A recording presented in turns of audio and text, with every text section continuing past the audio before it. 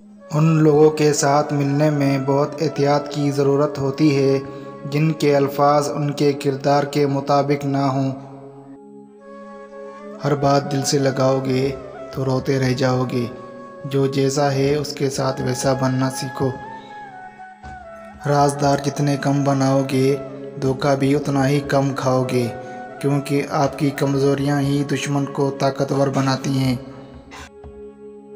جب رشتہ آپ کو بار بار آنسو دینے لگے تو سمجھ لیں کہ اس نے اپنی مدت پوری کر لی ہے۔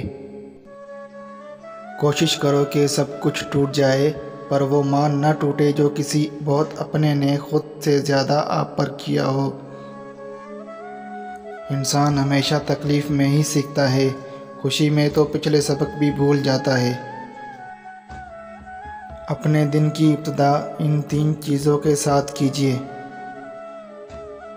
کوشش، سچ اور یقین۔